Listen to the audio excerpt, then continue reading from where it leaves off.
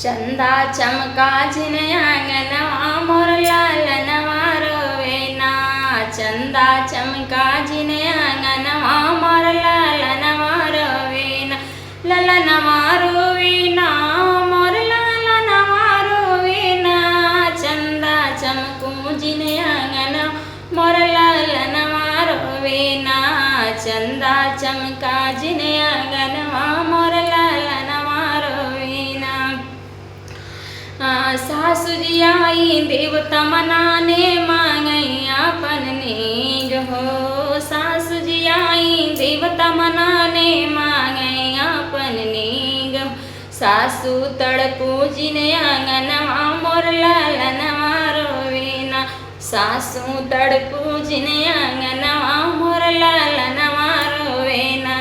चंदा चमका जिन आंगनवा मोर लालनवा रोवेना। चंदा चमका जिन आंगनवा मोर लालनवा रोवेना। गोतनी आई पिपरी पिसन को मांगे आपन नेग हो। गोतनी आई पिपरी पिसन को मांगे आपन नेग हो। गोतनी तड़पू जिन आंगनवा मोर लालनवा रोवेना। गोतनी तड़पू जिन आंगनवा मोर लालनवा रोवेना। चंदा चमका जिन आंगनवा मोर लालनवा रोवेना। चंदा चमका जिन आंगनवा मोर लालनवा रोवेना। ननद जी आई कजल लगाने मांगई आपन नेग हो।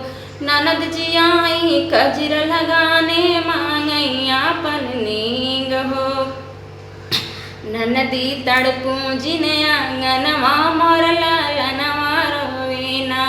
ननदी तड़पू जिन आंगनवा मोर लालनवा रोवेना। चंदा चमका जिन आंगनवा मोर लालनवा रोवेना। चंदा चमका जिन आंगनवा मोर लालनवा रोवेना। ललनवा रोवेना मोर लालनवा रोवेना। चंदा चमका जिन आंगनवा मोर लालनवा रोवेना। चंदा चमका जिन आंगनवा मोर लालनवा रोवेना।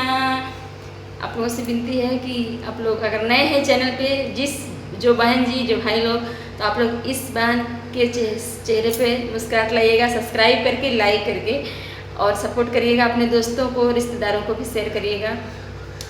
और आपसे विनती करती हूँ कि जो भी वीडियो मेरा लॉन्ग जाता है उसको फुल वॉच करिएगा। प्लीज़ सपोर्ट करिए। आप लोगों के सपोर्ट में ही हमारी ताकत है।